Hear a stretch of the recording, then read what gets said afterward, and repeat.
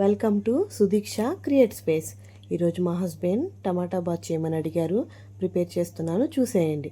Stove వెలిగించి pan పెట్టి ప్యాన్లో 2 స్పూన్స్ నెయ్యి వేసి, నెయ్యి బాగా కాగిన తర్వాత దానిలో 1 కప్పు బొంబాయి రవ్వను వేసి దానిని లేత గోధుమ రంగు వచ్చే వరకు వేయించుకోవాలి. అలా వేయించుకుంటేనే దాని ఫ్లేవర్ చాలా బాగుంటుంది. అలా వేయించుకున్న రవ్వని ఒక ప్లేట్లోకి పక్కకు తీసి పెట్టుకోవాలి. అదే ప్యాన్లో 2 స్పూన్స్ ఆయిల్ వేసి, ఆయిల్ కొంచెం హీట్ అయ్యాక దానిలో 2 స్పూన్స్ తాలింపు దినుసులు కూడా వేసి అవి చిటపటమన్న తర్వాత దానిలో కరివేపాకు, ఆనియన్, పచ్చిమిర్చి ముక్కలు కూడా వేసి వాటిని ఫ్రై అయ్యే వరకు వేయించుకోవాలి. అలా ఫ్రై అయిన తర్వాత దానిలోనే ఒక అరకప్పు టమాటా ముక్కలను కూడా వేసి దానిలో 1 స్పూన్ పసుపు, 1 స్పూన్ సాల్ట్ కూడా వేసి వాటిని కలుపుకోవాలి.